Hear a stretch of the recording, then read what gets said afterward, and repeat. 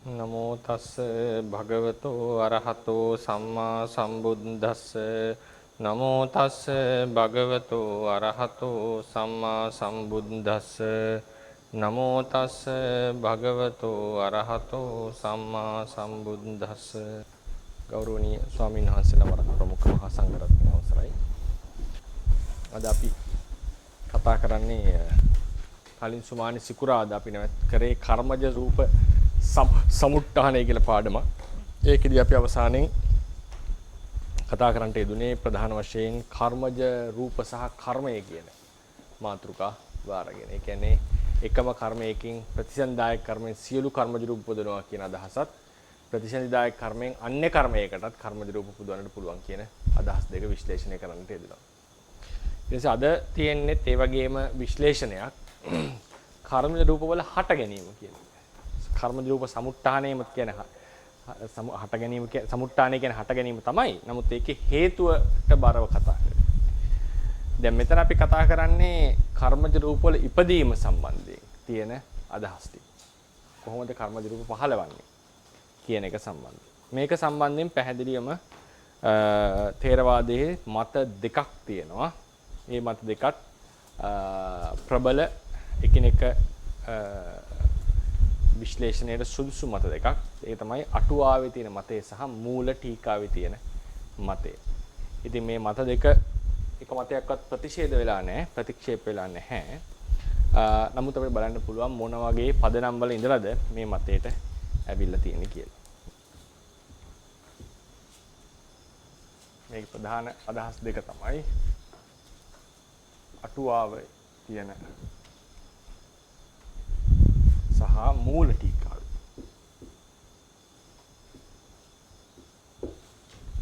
කියන මේ දෙකේ තියෙන අදහස් දෙක. සාමාන්‍යයෙන් අපි අද ඉගෙන ගන්නේ ථේරවාදයේදී මේ අටුවාවේ තියෙන අදහස. ඒකෙදී පුරාණ අටුවාව, පාලි අටුවාව කියලා ભેදයක් නැහැ. මේ දෙකේම තියෙන එකම අදහසක්.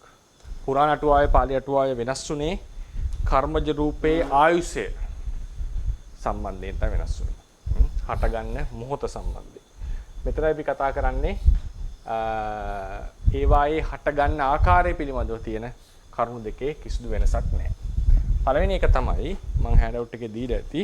මම හිතනවා අද හෑන්ඩ් එක කලින් හම්බ වෙන්නේ නැති කියලා. කර්මජ ටිකක් කලින්. කර්මජ රූප වල හට ගැනීම පිළිබඳව අටුවා මතය. ඒ කියන්නේ අටුවා මත දෙකක් අපි දැන් මෙතන සාකච්ඡා කරනවා. සිතක ආයුෂ කාලය චිත්තක්ෂණ එක චිත්තක්ෂණයයි. ඒක අනුචිත්තක්ෂණ 3කට කඩනවා. අනුචිත්තක්ෂණ 3. ඒ කියන්නේ උත්පාදය තිතිය අපි ගමු මෙහෙම පිළිකා සාමාන්‍යයෙන් අද මේක උත්පාදේ තිතිය භංගය. එක සිතක. එතකොට කර්මජ රූප අටුවාවේ හැටියට කර්මජ රූප සත්වයකගේ సంతානේ සෑම අනුචිත්තක්ෂණයකදීම හට ගන්නවා කියන එක තමයි අදහස. සෑම අනුචිත්තක්ෂණයකදීම හට ගන්නවා. හැබැයි ඒක නතර වෙනවා චුතියට චිත්තක්ෂණ 17කට කලින් මේ සිද්ධිය නතර වෙනවා මරණයට කිට්ටු වෙලා. නමුත් සාමාන්‍යයෙන් හැම අනුචිත්තක්ෂණයකම කර්මජ රූප හටගනී. එතකොට සිතට කොහොමද කියන්නේ චිත්තක්ෂණ සිතට අනුචිත්තක්ෂණ 3යි ඉන් සෑම අනුචිත්තක්ෂණයකදීම කර්මජ රූප හටගනී. ඒකයි පළවෙනි මතය. සෑම අනුචිත්තක්ෂණයකදීම කර්මජ රූප හටගනී.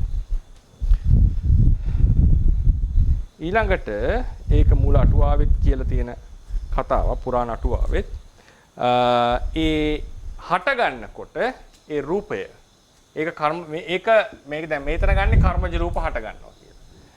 මේ දෙවෙනි න්‍යාය සෑම රූපයකටම පොදුයි. කර්මජ රූප වලට විතරක් නෙවෙයි. සෑම රූපයකටම පොදුයි. මොකද්ද?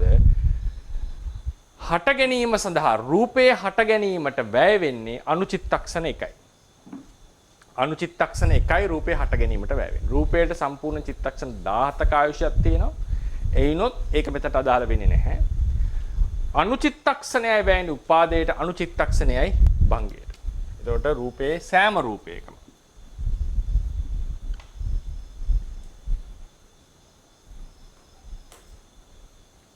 උත්පාදයට සහ භංගයට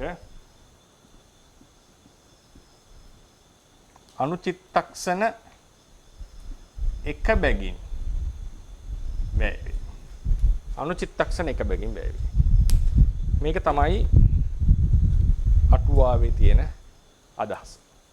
මේකට ආගම දල්හීකරණ කියලා එකක් නැහැ.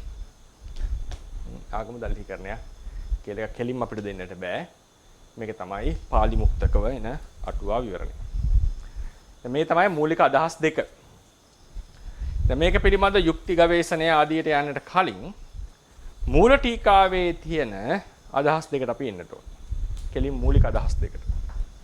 මේ දෙක සම්බන්ධයෙන් සම්පූර්ණ වෙනස් අදහස් දෙකක් මූල ටීකාවේ තියෙනවා. සම්පූර්ණ වෙනස්. ඒකේ හැටියට සිතට තියෙන්නේ අනුචිත්තක්ෂණ දෙකයි.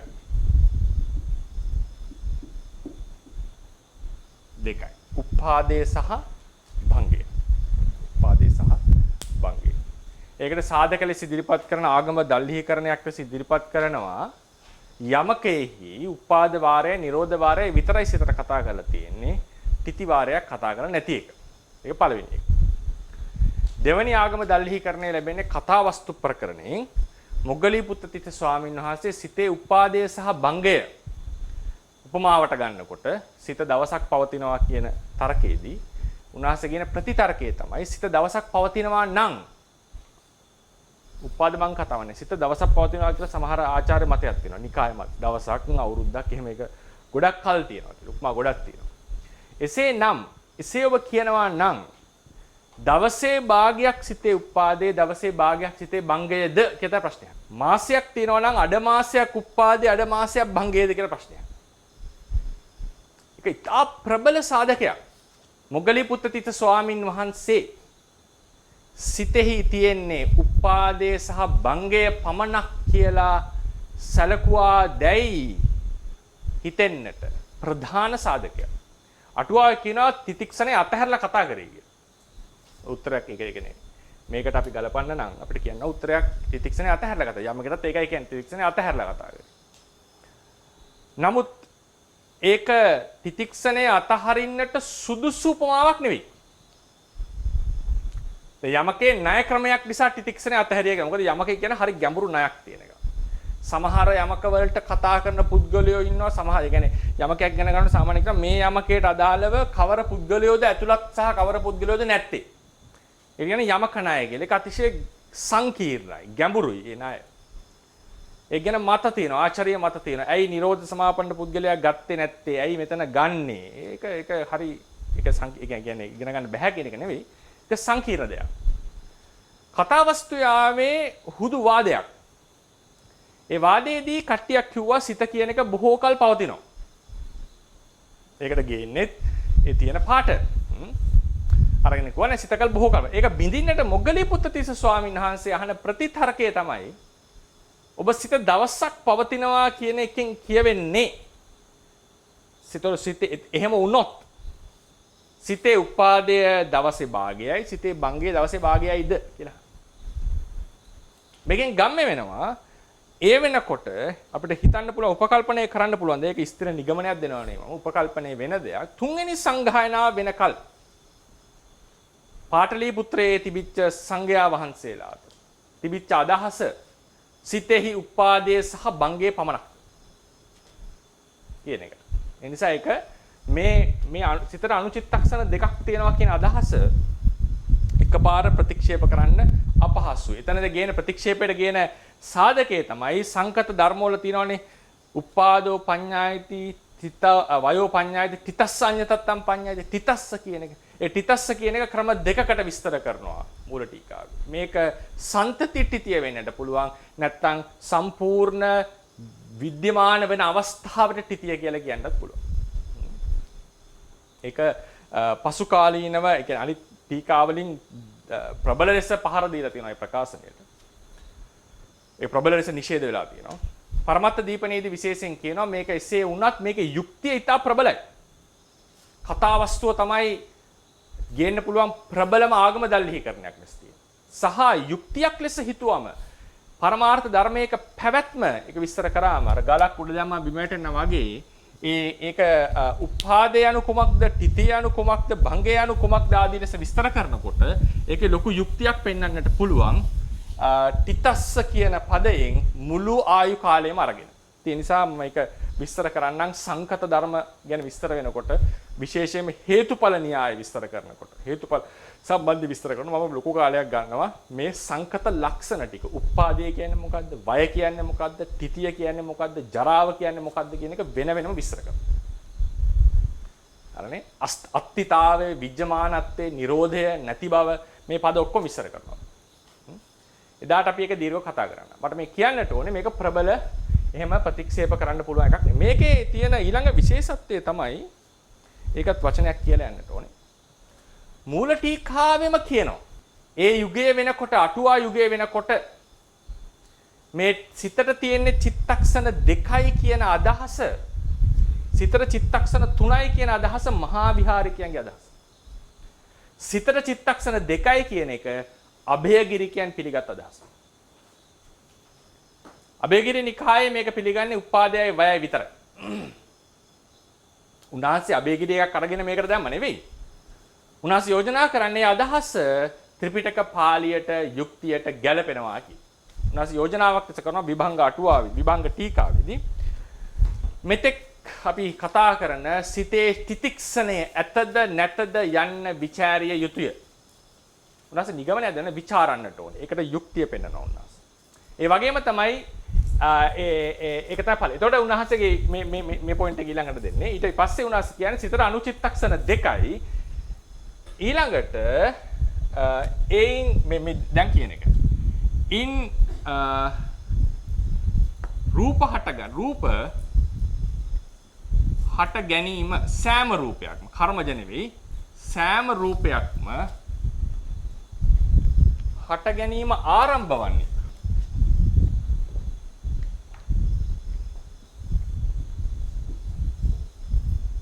හට ගැනීම ආරම්භ වන්නේ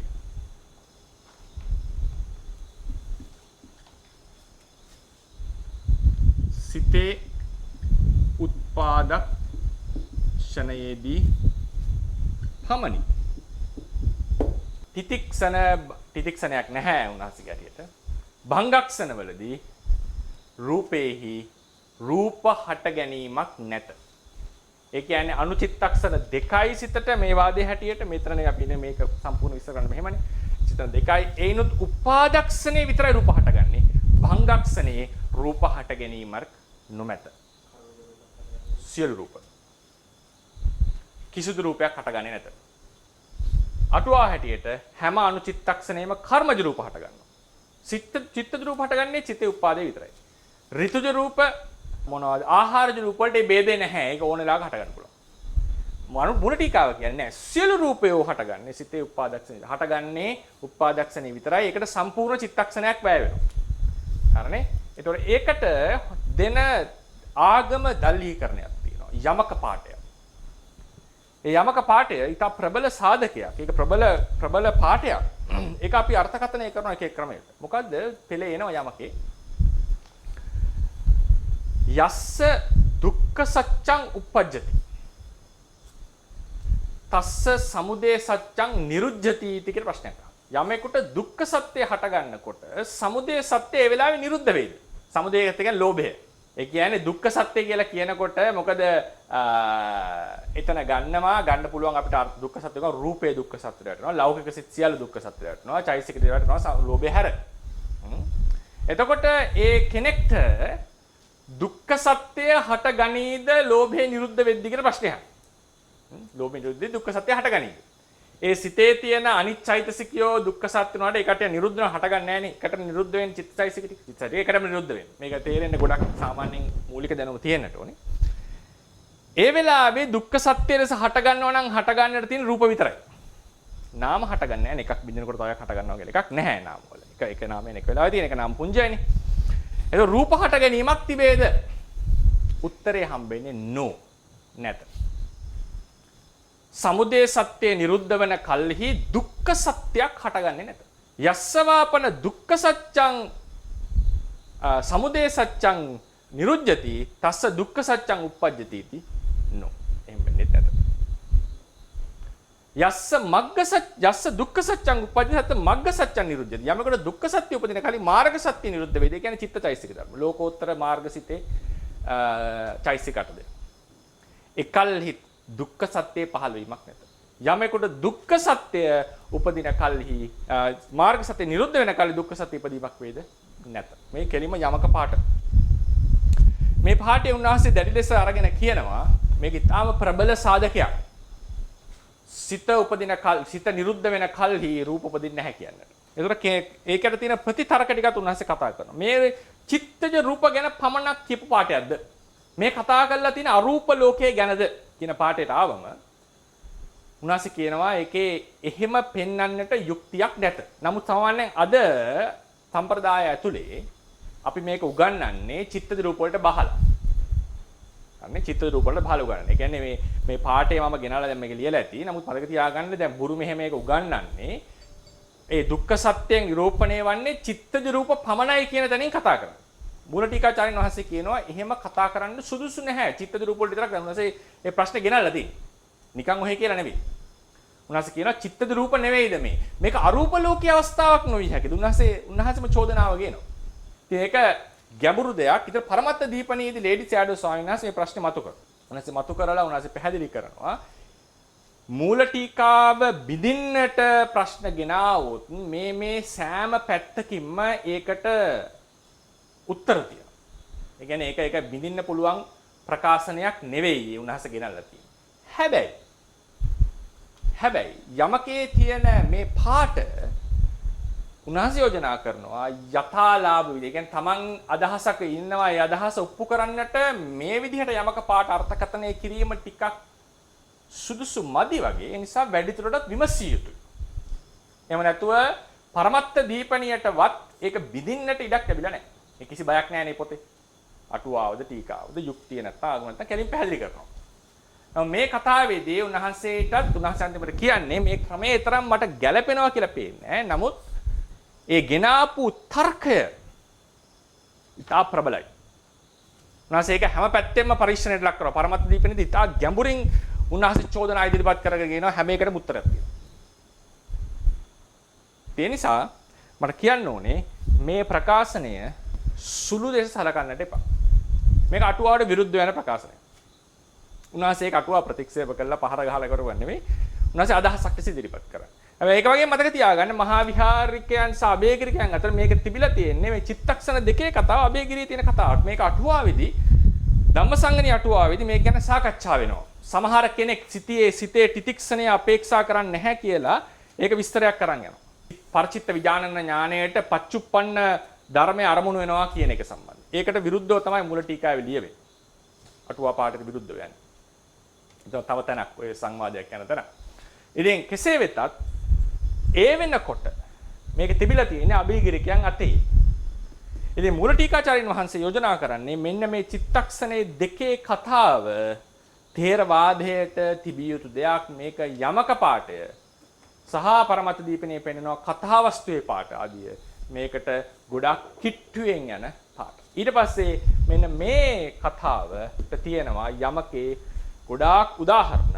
එතකොට වෙනස තියෙන්නේ ඒ තියවෙන යමක පාඨයෝ අපි අර්ථකථනය කරනවා එක එක ක්‍රමවලට. ඒ පසු කාලිනව සිද්ධ වෙන දේ. ඒකයි මම නිතරම කිව්වේ බුද්ධ වචනය අවසානයේ වැදගත් වෙලා තියෙන කොහොමද ඔබ අර්ථකථනය කරේ කියන්නේ. તો බුද්ධ වචනේ එහෙම දෙයක් ඒකෙන් යමක් වෙන්නේ නැහැ. ඒකෙන් වෙන්නේ කොහොමද ඔබ තේරුම් ගත්තේ? බුද්ධ වචනේම අහලා මිත්‍යා දෘෂ්ටි ගත්ත අයත් ඉන්නවා.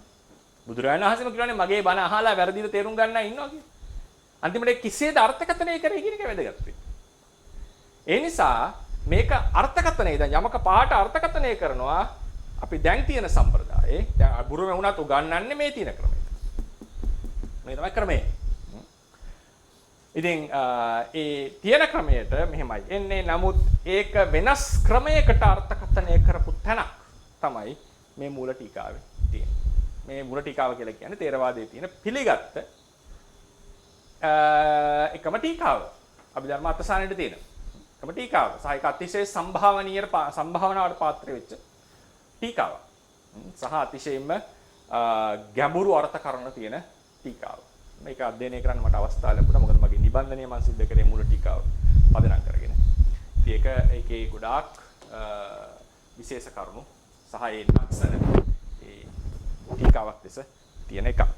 නමුත් මේක ගොඩාක් සංවාදයට භාජනය වෙච්ච ටීකාවක්. තේරවාදය ඇතුළේ. අභිධර්ම ඉගෙන ගන්න අය දන්නවා.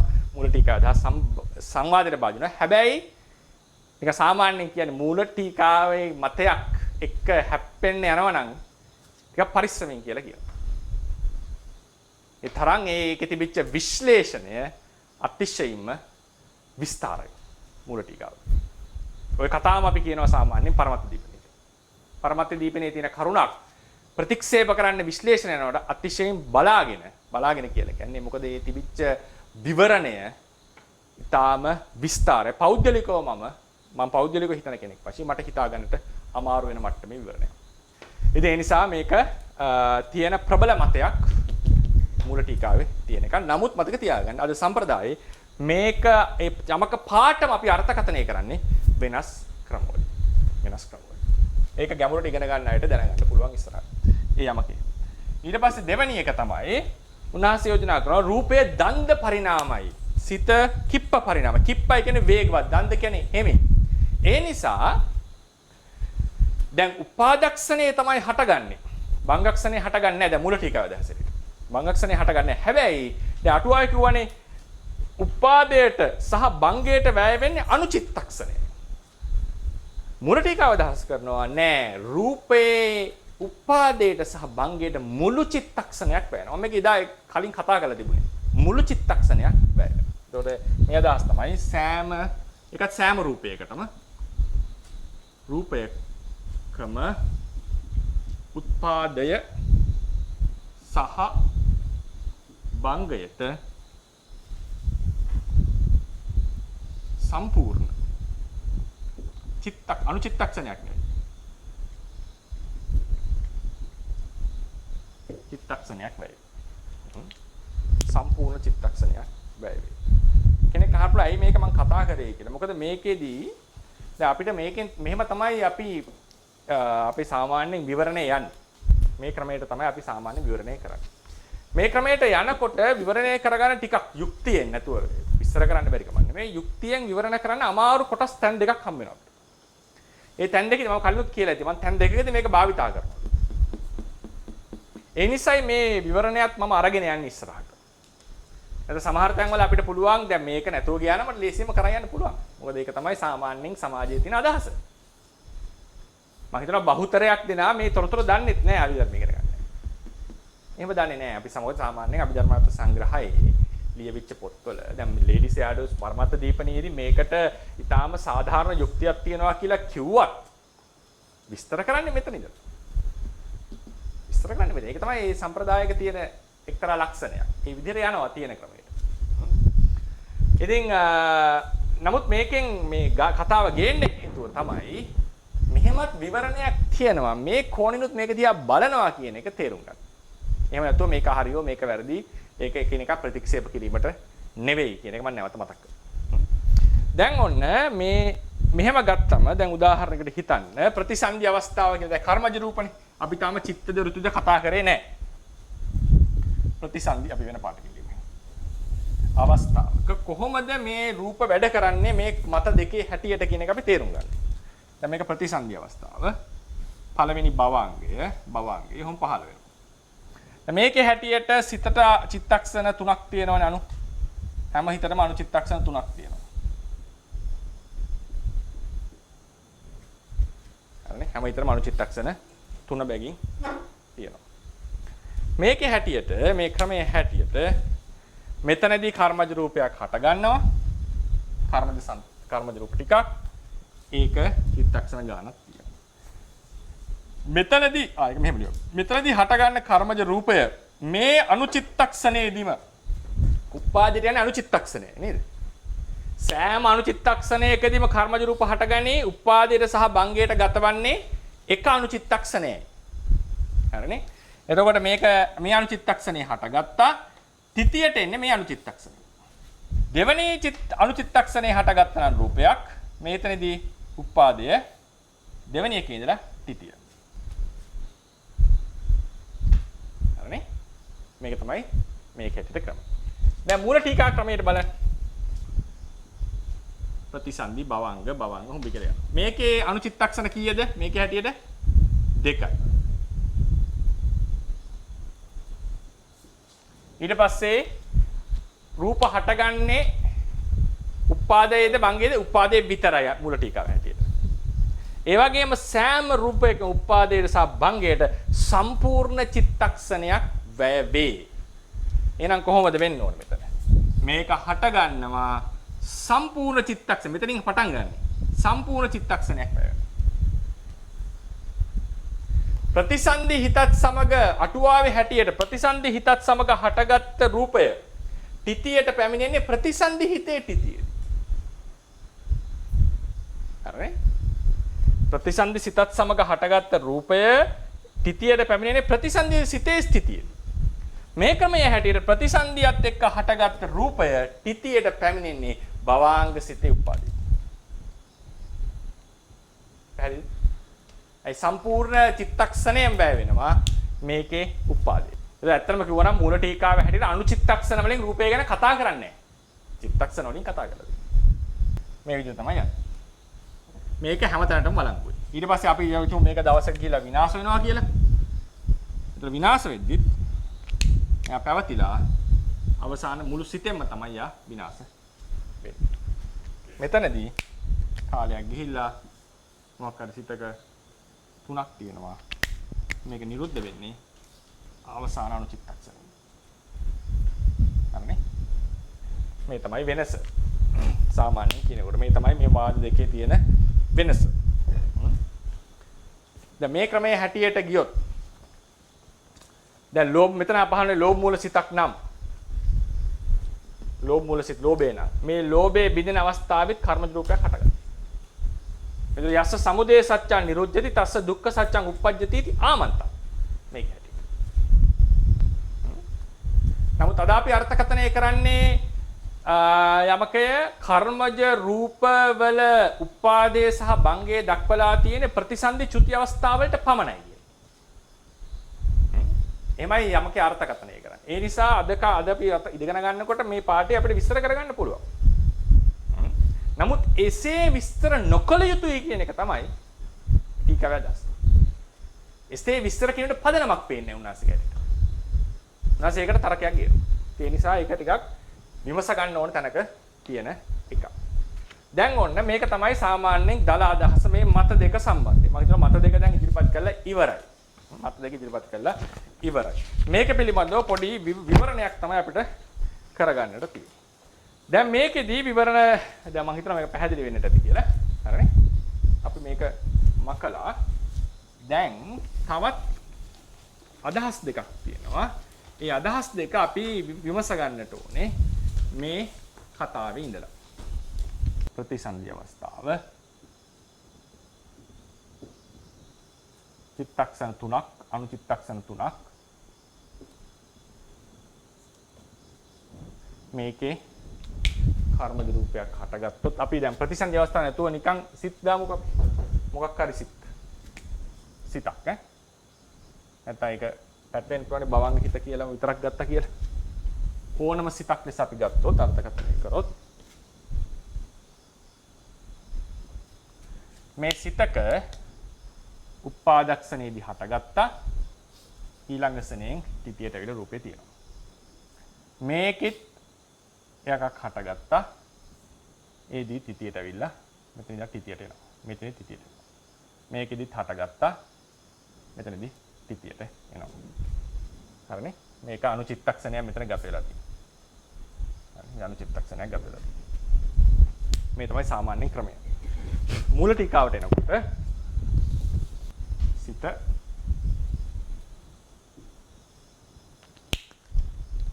අණු චිත්තක්ෂණ 2යි.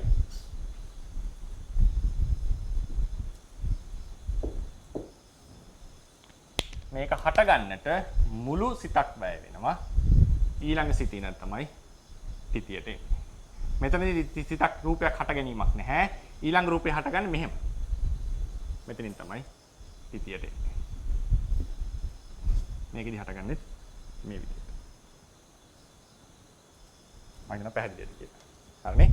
සම්පූර්ණ චිත්තක්ෂණයක් වැය වෙනවා මේ උපාදේට භංගයට. හරිනේ?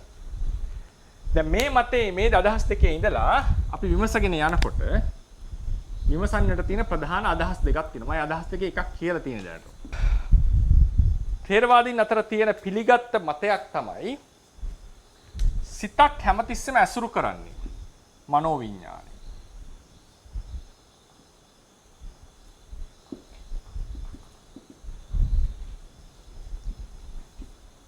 ඇසුරු කරන්නේ ඊට කලින්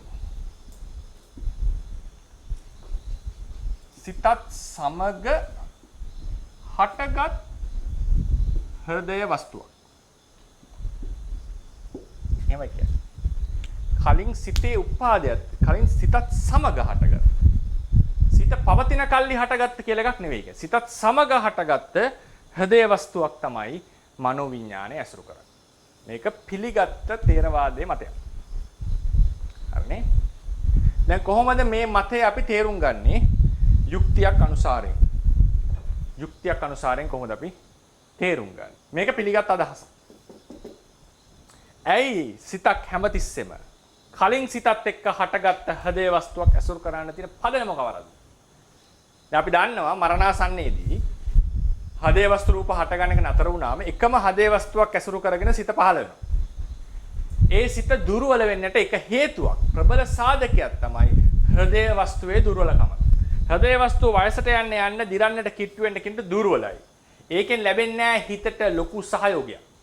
ඒ නිසා බිඳෙන්නට කිට්ටු දුර්වල වේගෙන යන හදේ වස්තුවක් ඇසුරු කරන චිත්ත පරම්පරාව දුර්වලයි කියන එක තමයි ථේරවාදයේ අදහස.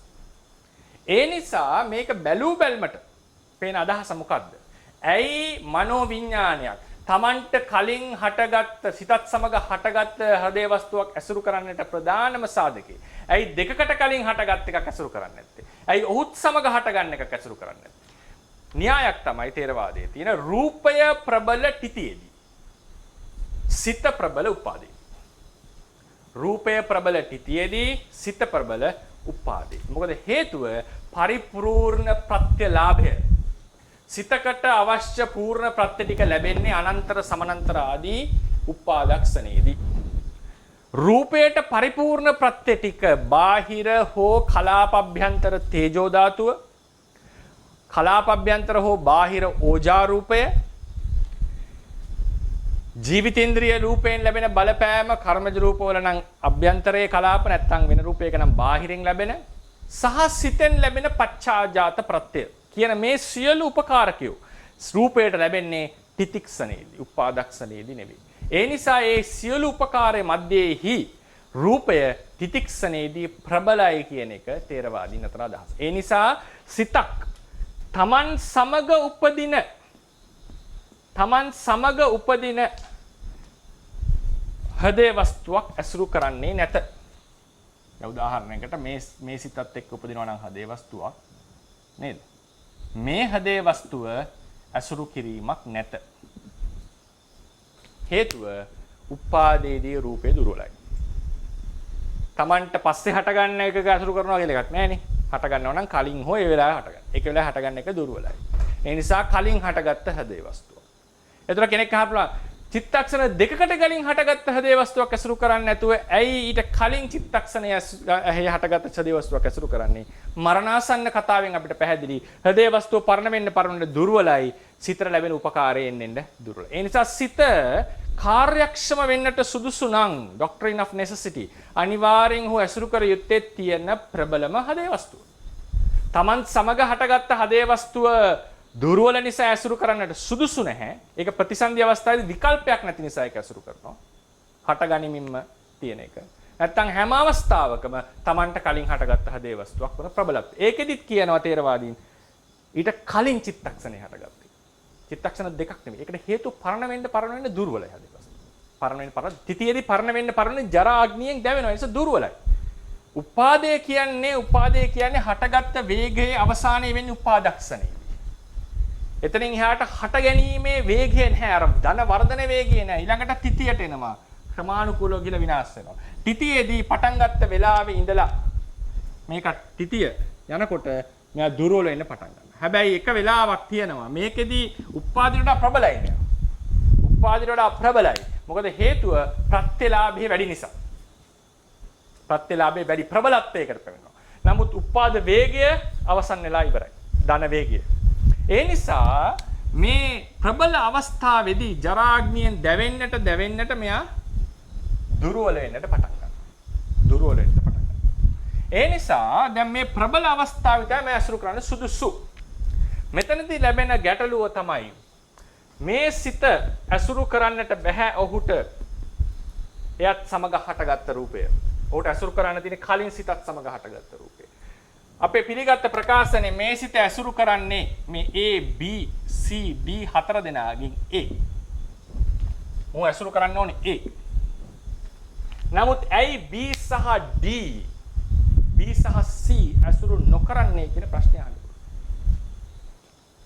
ඇයි B සහ C අසුරු නොකරන්නේ? මේකෙන් කවුද ප්‍රබල විය යුත්තේ? වැඩි වෙලාවක් ජරාවට පත් වෙලා ඉන්නේ කවුද? සිටියට පමණි ගමන් ප්‍රත්‍ය ලැබෙන ගමන් ඉන්නේ කවුද? මේක බැලුවම පැහැදිලි වෙන දේ C මේ තුනට වඩා ප්‍රබලයි මේ අවස්ථාවේ. එයා නැවුම්ම තිතියට ආවා. ඒ වෙලාවේ ඔහු සියලු ප්‍රත්‍යලාභය ලබනවා. ඔහු ශක්තිමත්ම අවස්ථාව. ඒ නිසා ඔහු ඇසුරු කිරීම තමයි සාමාන්‍ය යුක්තිය. නමුත් අපි කියන්නේ කලින් සිතත් සමග හටගත් රූපය ඇසුරු කරයි. අටුවාවේ එන මේ ක්‍රමයට ගියාම ඇයි C සහ B ඇසුරු කරන්නේ නැත්තේ කියන එක විස්තර කරගන්න අමාරුයි. නමුත් විස්තරයක් දෙන්න පුළුවන් ඒකට.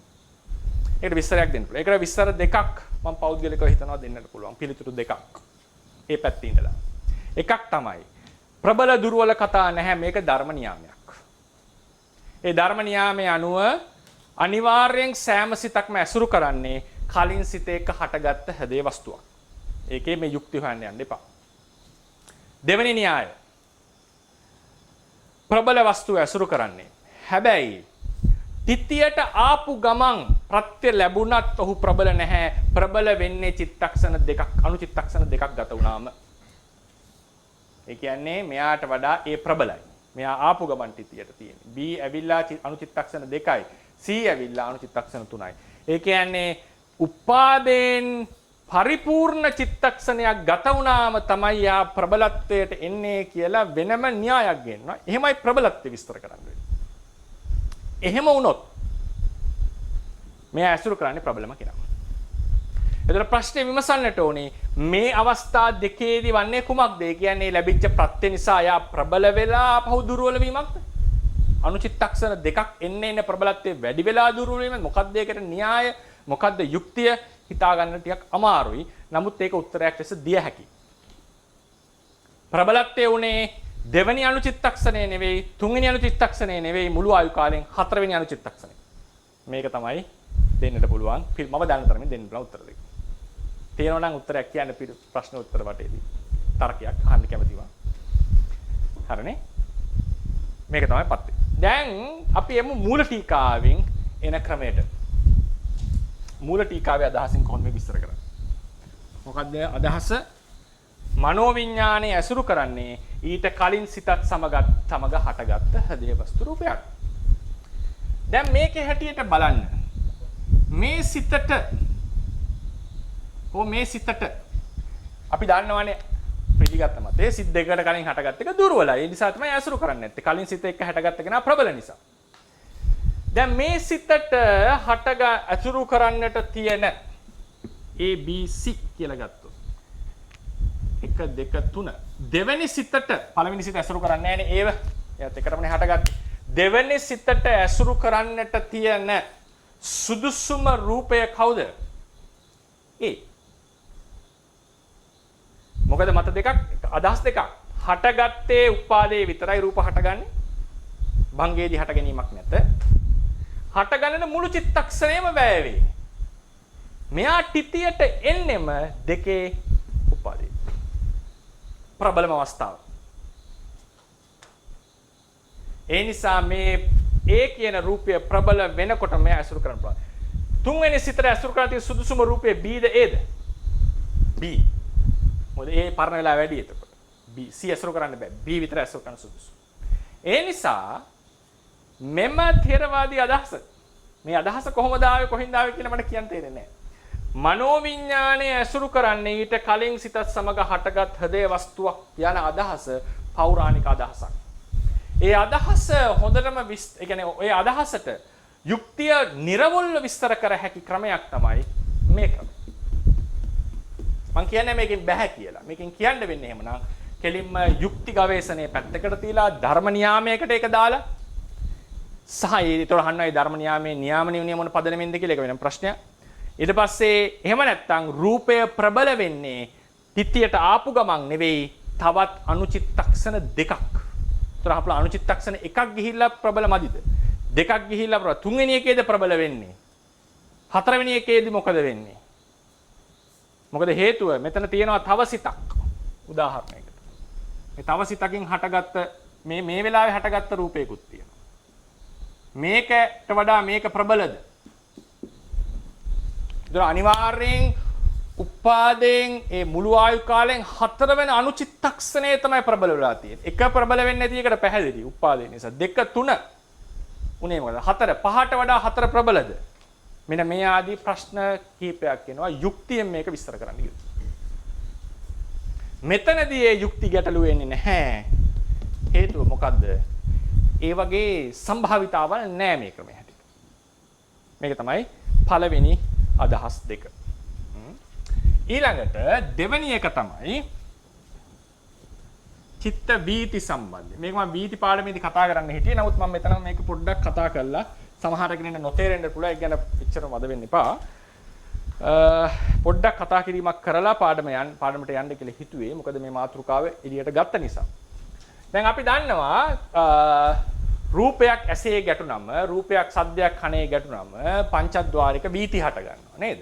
වීති රූප ගැටෙන විචිත්ත වීති කියලා අපි හිතාගත්තා. සිත් වැඩ කරන්න පටන් ගන්නවා. අලුත් සිත් හට ගන්නවා. පැමිණිච්ච රූපය අරමුණු කරන්නේ.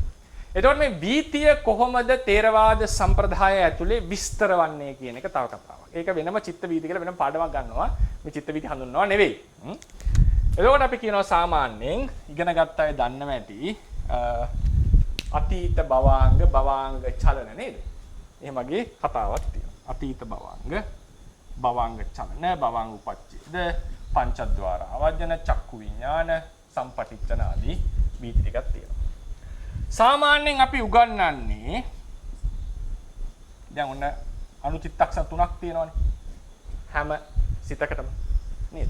සාමාන්‍යයෙන් තේරවාදයේ අද කාලේ උගන්වන ක්‍රමය තමයි මේ අතීත භවාංග සිතත් සමගම හටගත්ත රූපාරම්මණයක් සහ චක්කු ප්‍රසාදයක් තමයි මේ වීතියට අදාළ වෙන්නේ. හොඳට මතක තියාගන්න.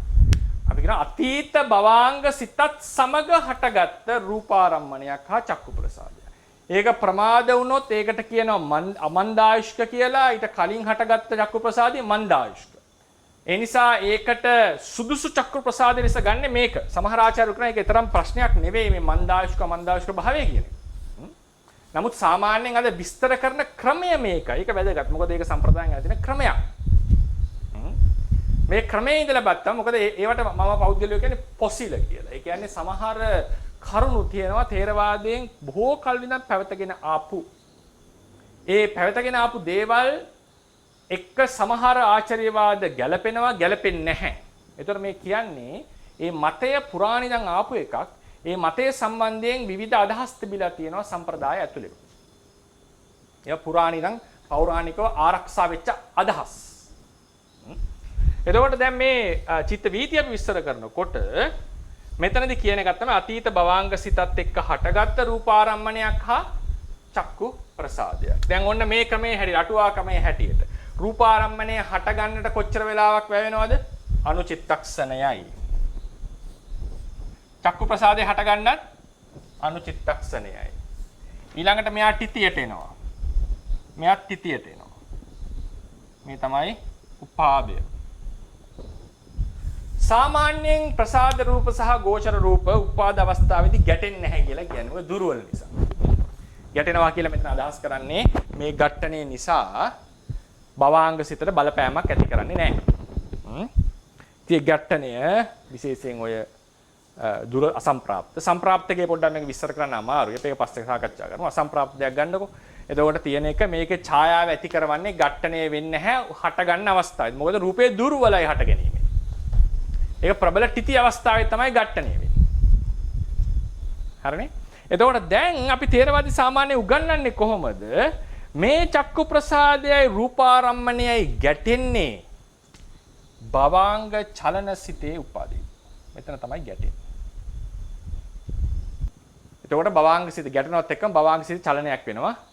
උපච්ඡේසිත චලන වෙලා තියෙන්නේ. ඊට පස්සේ ඒක නතර වෙලා පංචද්වාරජන සිතක් හට ගන්නවා. ද උපාදීදී ගැටෙන්නේ නැති බව ඇත්ත. තිතියේදී ගැටෙන්න එපා. දැන් මොකක්ද එන ඔබ්වියස් ප්‍රශ්නේ? ඇයි?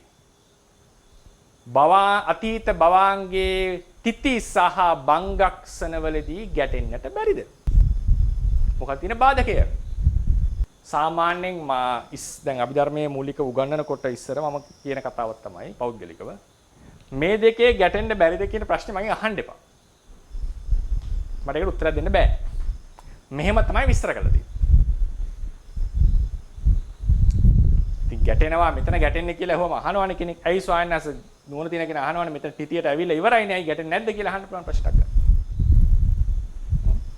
මම පෞද්ගලිකව අවංකව කියනද මට ඒකට උත්තර දෙන්න බෑ. ඒ නිසා මුලින්ම කියන ප්‍රශ්නේ අහන්න ගලින්ම අහන්න එපා.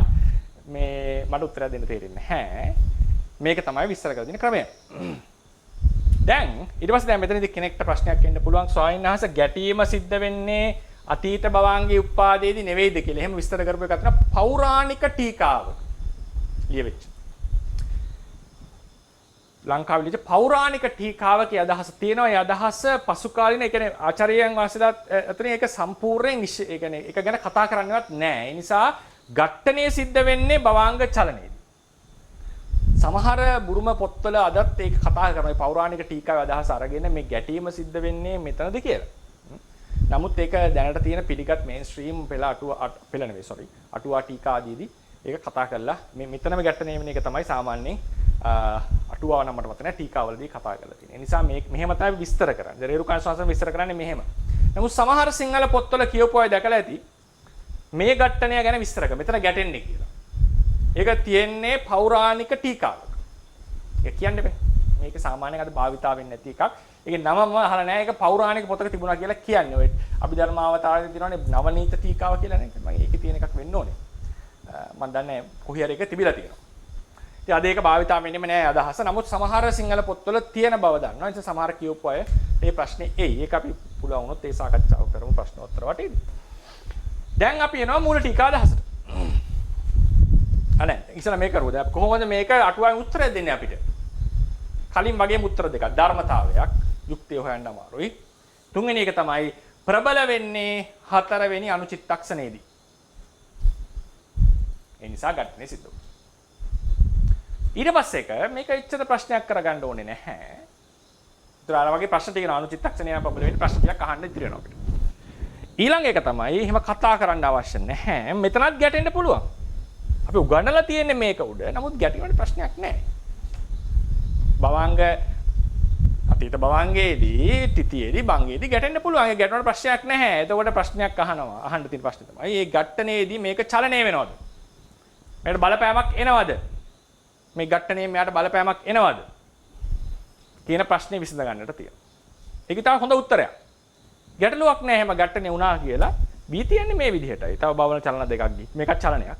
උපච්ඡේදයක කොට මේකත් ඇත්තම චලනයක්. චලන දෙකක් ගිහිල්ලා ඉදිරියට යනවා. හරිනේ. ඒ නිසා ඒකත් ඉතාල වැදගත් උත්තරයක්. දැන් මේක දැන් කොහොම හරි විස්තර කරලා තියෙනවනේ සම්ප්‍රදායේ මේ ගැටෙන්නේ මෙතනයි කියලා. නේද? එහෙම නැත්නම් විස්තර කරන්නේ පොත්වල. උගන්වන්නේ හැමදාම. දැන් ඒ උගන්වන මොඩියුල් එක මේ මොඩියුල් එකට දාලා බලමු. මූල ටීකාවේ අදහස දාලා බලමු. අතීත භවංග භවංග චලන භවංග උපච්ඡේද පංචද්වාරවදන චක්කු විඥාන සම්පටිච්ඡන ආදී. අනුචිත්තක්ෂණ කීයද මුල ටික හැටියට 2යි. එතකොට හටගන්නේ සාමාන්‍යයෙන් රූපාරම්මණය සහ චක්කු ප්‍රසාදේ හටගන්නේ අතීත භවංගයත් සමග හටගත් එකක් කියලා අපි කියන්නේ. සමහර ආචාර්යවරු කියන එක අවශ්‍ය නැහැ කියලා. නමුත් ඉතින් විස්තර කරන ක්‍රමයනේ.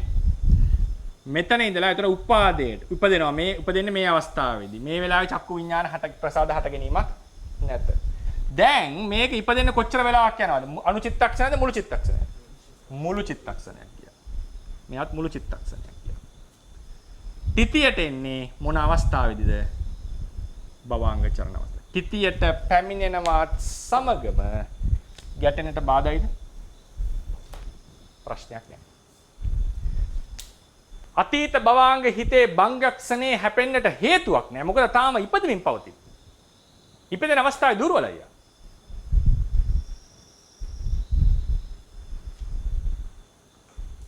ඒ නිසා මේ ක්‍රමයෙන් මේක යුක්ති සහගත උතු විස්තර කරන්න පුළුවන්.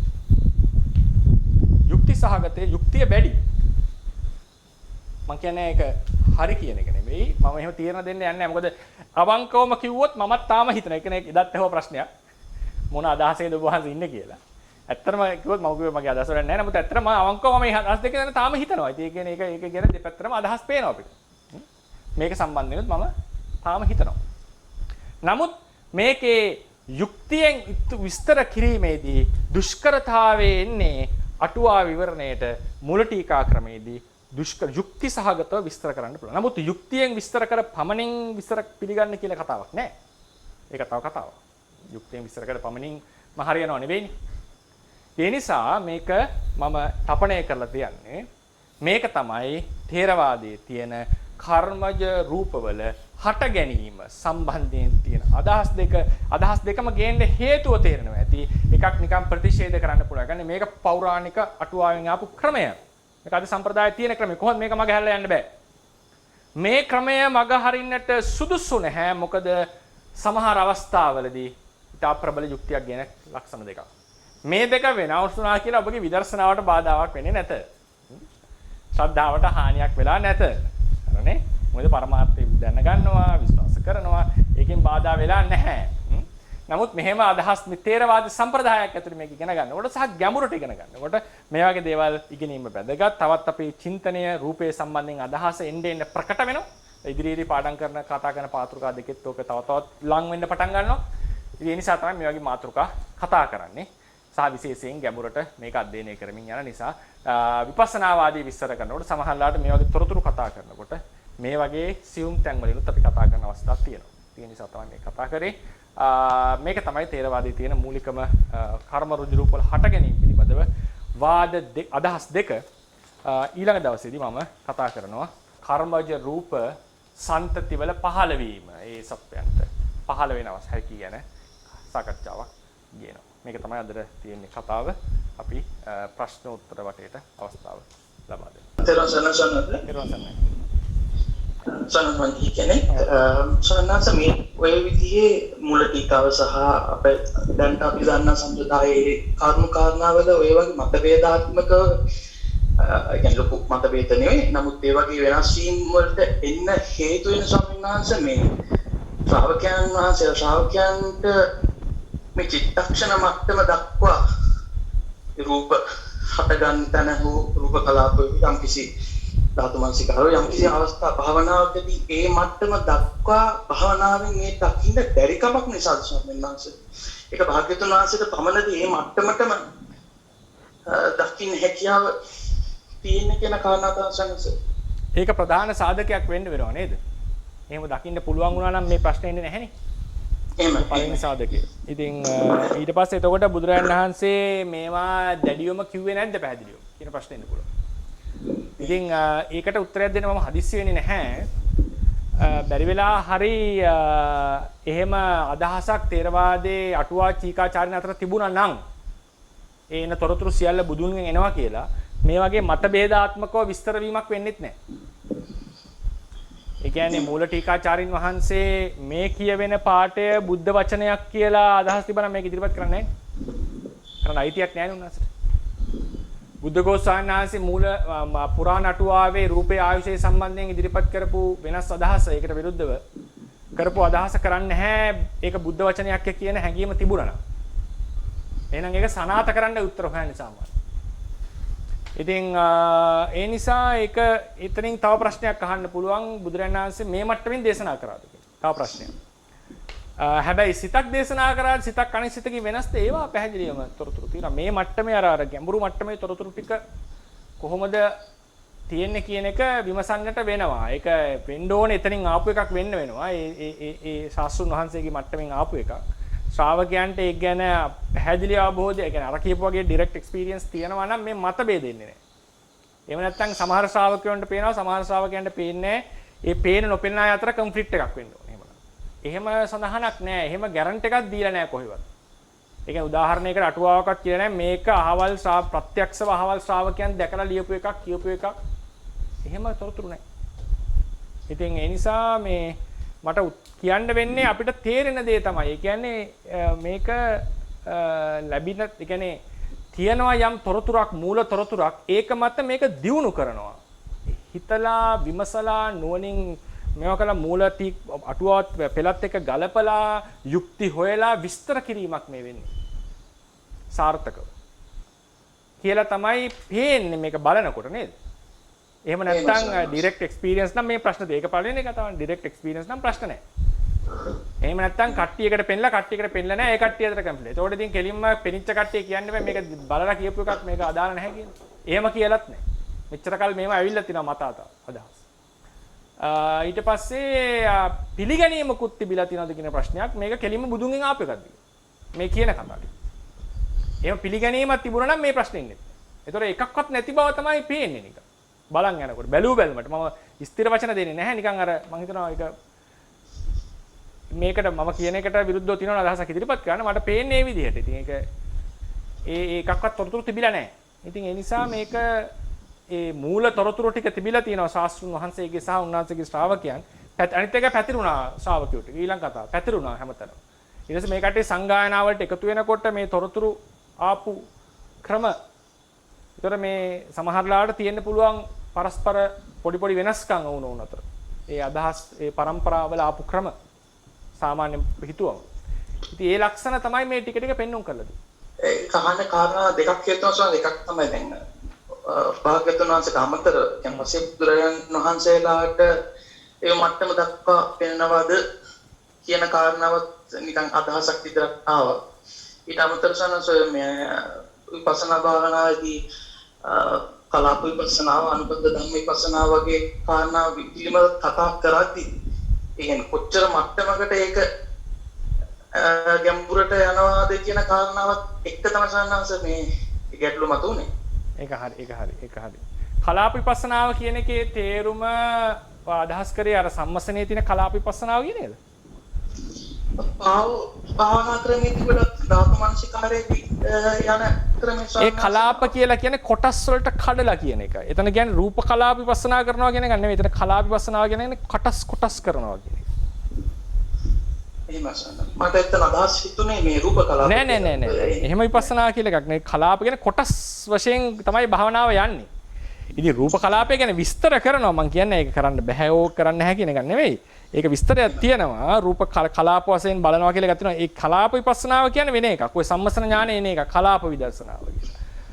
ඉතින් ඒක වෙනම අර්ථයක් තියෙන්නේ. ඉතින් අනුපද විපස්සනාවේදී සාරිපුත්ත ස්වාමීන් වහන්සේ එක ධර්මයේ වෙනම බැලුවා කියනවා. ඉතින් දැන් ධානයේ ඇතුලේ දැන් මෙහෙමනේ දැන් ධානයේ උනාසි කියන්නේ ප්‍රථම ධානය නැගී සිටලා ප්‍රථම ධානයේ තිබිච්ච ධර්මයේ මනසිකාර කරාගෙනනේ කියන්නේ අනුපද විපස්සනාව නේ.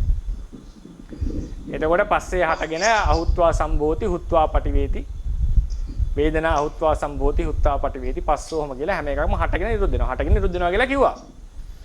මේ කිව්වේ මේ ධානයේ තිබිච්ච සිතක් ගානේ බැලුවද නැත්නම් මුළු ධාන પરම්පරාව අරගෙනම වෙනම බැලුවද? ඒක බලන්නට වෙනවා. මට මතක නෑ ඒක සම්පූර්ණ අටුවාව. ඉතින් ওই විදිහට සිතක් බැලුවා කියලා නම් මම අහලා නැහැ. ඔය කියන්නේ සමූහයේ චෛතසික වෙන් කරා. චෛතසික වෙන් කරාගෙන කියන්නේ. ඔව්. වෙන් කරා. රූප සම්බන්ධයෙන් ස්වාමීන් වහන්සේ එතකොට දැන් පාව භාවනා ක්‍රමේදී වගේදී ඔය අරිදම් ස්වාමීන් වහන්සේම පැහැදිලි කරන යම් තැනකදී හිත තියන ටෝච් එකක් ගැහුවා වගේ බලනවා මේක අයිස් කුට්ටියක් වගේ පේනවා ඊට පස්සේ පින් කරලා බලනවා මම දැන් පාව සෑඩ් උන්වහන්සේගේ දේශනාවක් මට කොරියාවේදී කරපු දේශනාවකින් පන්තේ තියෙනවා. ඔව්. එතකොට මට අදහසක් ඇති වුණේ නම් මේ මට්ටමට මේක පේනවා ඇති එච්චර ගැඹුරු සමාධියක් සහ එහෙම කියලා තමයි හිතුනේ සවන්නස්. ඒක මම තමයි වාතාවරණය. ඒක දැන් මේ තියෙන එක ඒ විදිහටම ඩීටේලි පේනවා නම් මේ ප්‍රශ්නේ ඉන්නේ නැහැ නේ අභිධර්මයේ නේද? ඒ නිසා ඒක මානසිකාර්යය වැටහිච්ච ක්‍රමය ඒක පැහැදිලිවම ආලෝකයක් එක්ක ලොකුවට වැටෙනවා. ඒක ගැන වාදයක් නෙමෙයි මම කියන්නේ. ඉතින් ඒක වැටහිච්ච දෙය ඒ කියන්නේ විපස්සනා වඩන සුද්ධ විපස්සනා කියලත් ඒක වැටහෙනවා එක විදිහකට.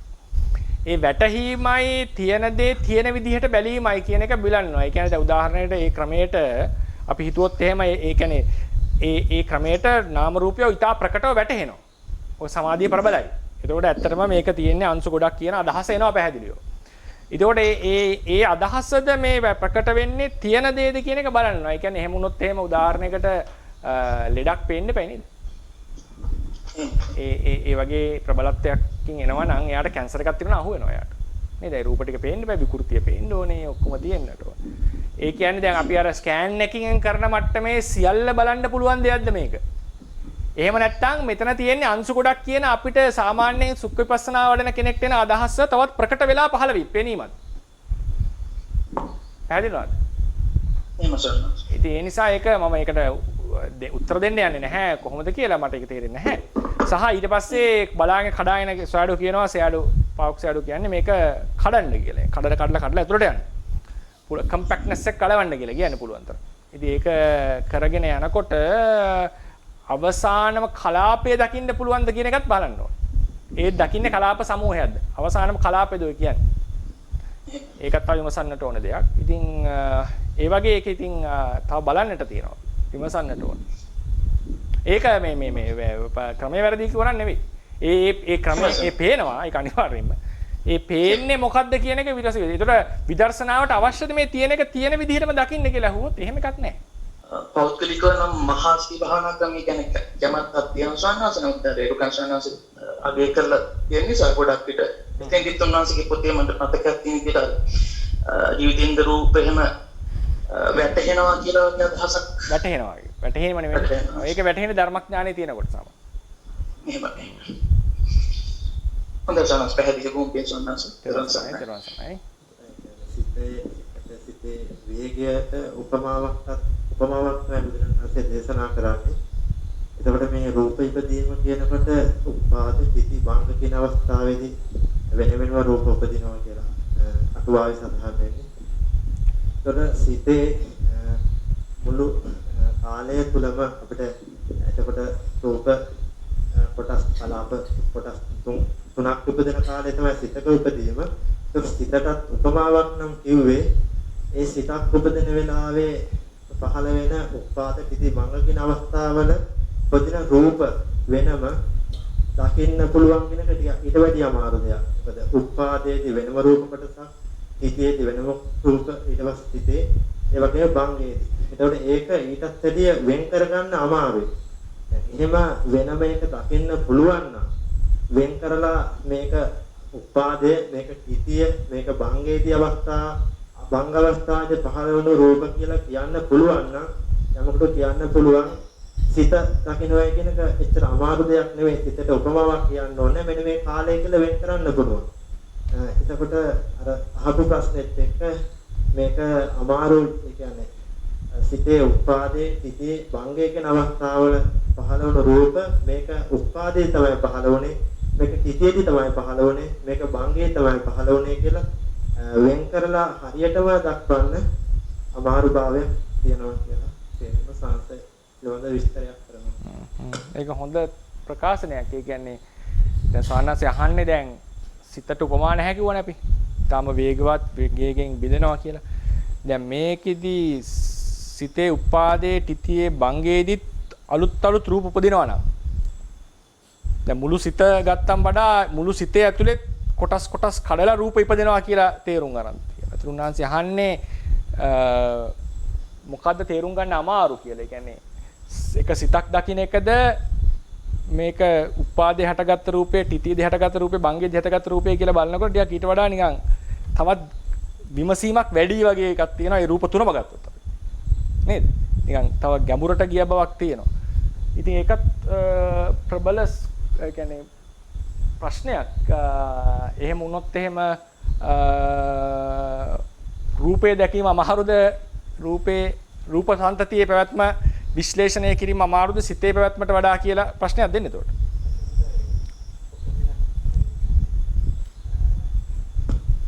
කාලය කියන්නේ මේකේ වෙලාව කියන්නේ උපාදේදී හටගත් රූපයක්, ඉතිේදී හටගත් රූපයක්, භංගයේදී හටගත් රූපයක් අපිට මෙන්න මේ වෙලාවේ හටගත්ත කියලා ඒ කියන්නේ වෙන් කළා හරියටම දැනගන්න හරි අමාරුයි. සිත එතකොට ඊට වැඩි මේ ඕලාරිකයි. දැන ගැනීම සම්බන්ධ. හැබැයි මේකේ රූපේ මුළු රූපය ගත්තම දැනගන්න ලේසි. ගොඩක් වෙලා තියෙනවනේ. මුළු රූපේම ගත්තොත්. ඔය එන්නේ සිතේ මුළු පැවැත්මයි රූපේ උපාදයි. ගත්තම නේද? එහෙම එකක් මට පේන්නේ. එහෙම තමයි. ඔව් එතකොට ටිකක් නැත්නම් මුළු රූපය ගත්තොත් රූපේ ඕලාරිකයි. බොහෝ වෙලා තියෙනවනේ නේද?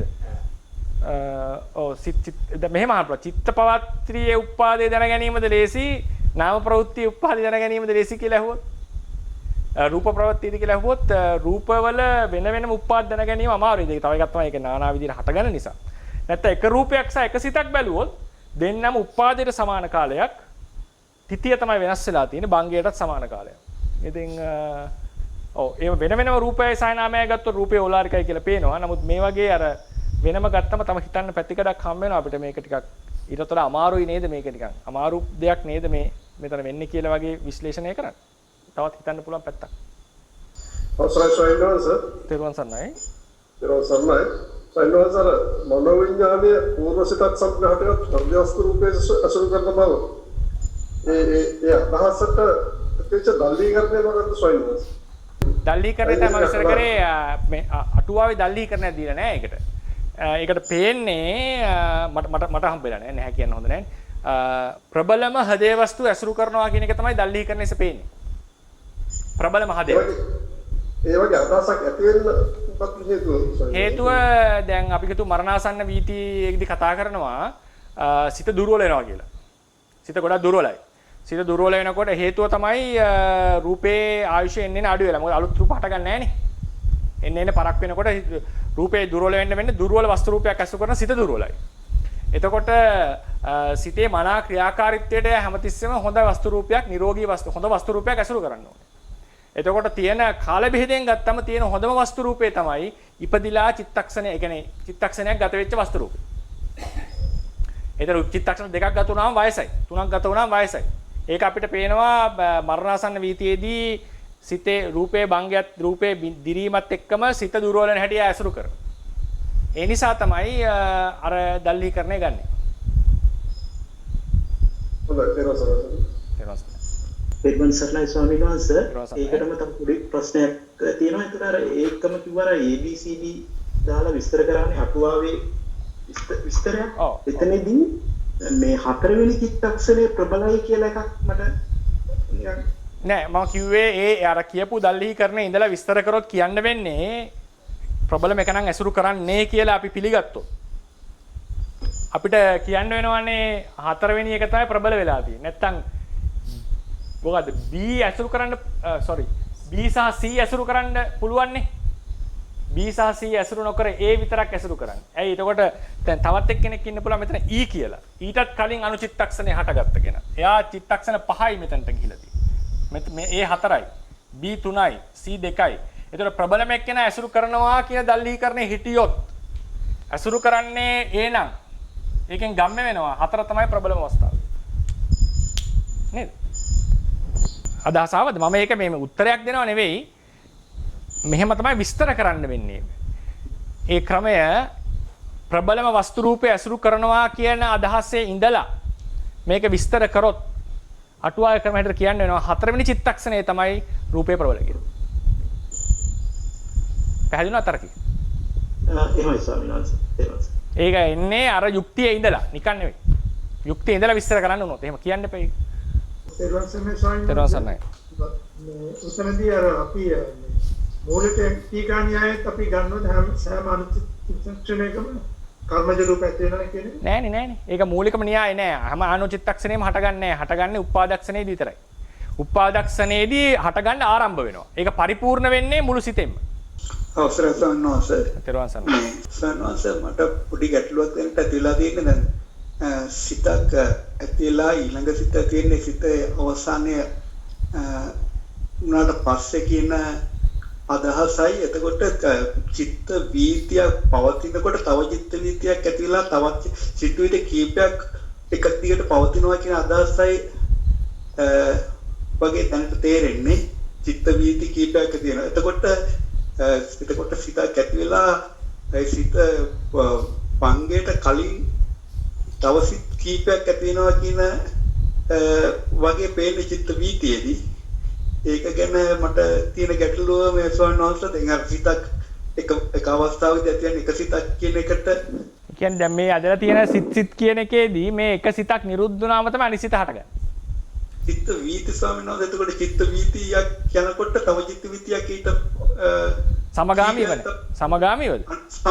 සමගාමීව යන්නේ නෑ. පස්සේ යන්නේ. එකක් ඉවරනවා තව එකක්. එකක් කරනවා තව එකක්. සිතකුත් එහෙමයි. එක සිතකට පස්සේ තව එකක්. ඒක තමයි ස්වාමීන් මගේ සාමාන්‍ය අවබෝධය තිබුණේ. මට පොඩි ගැටලුවක් වගේ ආ නෑ ඔය මේ බොයගේ අඳිනකොට හැංගීම එනවා. කතාව හරි. එහෙම එනවා හැංගීමක්. මොකද මේක තියෙනවනේ. දැන් අඳිනකොට අතීත භවංගයේ තියෙන භවංග චලනය පෙන්නද්දි.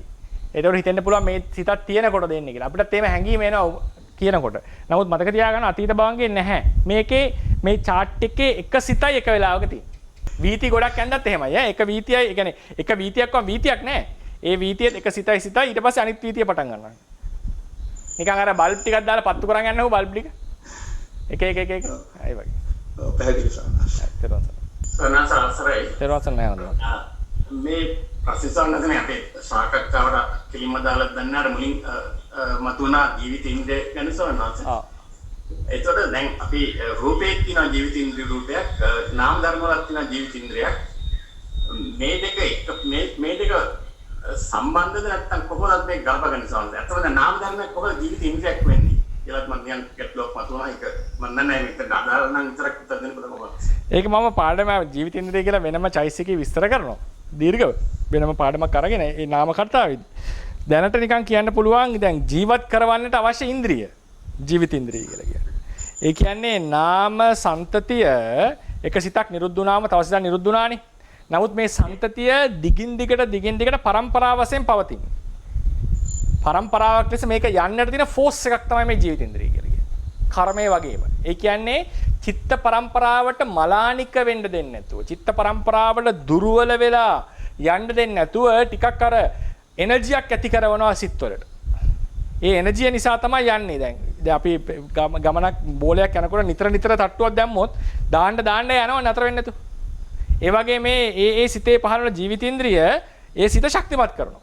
එතකොට ඒක නිසා තව ටිකක් කල් පවතින්න පුළුවන්. ඊට පස්සේ ඒක වෙන සාධකත් ඕනේ. අන්තිමට දුර්වල වෙලා යනවා මේ ප්‍රතිසන්දියට එනකොට මේ රහතන් වහන්සේ පිරිනමන පානකොට. දැන් මරණාසන්නයේදී කොහොමද මේක දිගින් දිගට දැන් චිත්ත පරම්පරාවක් ජීවත් වෙලා ඉන්නකොට දිගින් දිගට යන්නට තියෙන සාධක වෙනයි. මරණාසන්නයේදී මේක දිගින් දිගට දිග්ගස්සන්න එන සාධක වෙනයි. ඒක වෙනම කතා කරන්න ඕනේ අපි. ඒක මම චිත්තජ රූප පාඩමේදී කතා කරනවා. මොකද ආපහු තියෙනවා වාදයක් වෙන තැනක් චුති චිත්තේ උපදවන චිත්තජ රූප ගැන. එතනදී ඔය මේක ආපහු මම ගේනවා එක මාතෘකාව. ඉතින් ඒ නිසා මේ නාම ජීවිතේන්ද්‍රයේ යනු රූප ජීවිතේන්ද්‍රයේ වගේමයි. හැබැයි ඒක අනිවාර්යෙන් කර්මජ නෙවෙයි. ප්‍රධාන වශයෙන්ම කර්මජ තමයි. මොකද භවංග සිතේ හටගන්න එක තමයි මූලිකය. ඉතින් ඒක ප්‍රධාන වශයෙන් කර්මජ කියලා කියනවා. නමුත් අනිත් සිත් වලත් හට ගන්නවා. ඒකෙන් කරන්නේ මොකද්ද? ඒ චිත්ත පරම්පරාව දිගින් දිගට යන්නට එක එක සිතක් ශක්තිමත් කරනවා. පණ ගන්නවා. ඒ නිසා මොකද වෙන්නේ? පරම්පරාව නතර වෙන්නේ නැතුව ටික ටික යනවා. ඒ නිසා ඒක තමයි මේ නාම ජීවිතේන්ද්‍රය කියලා තියෙන්නේ.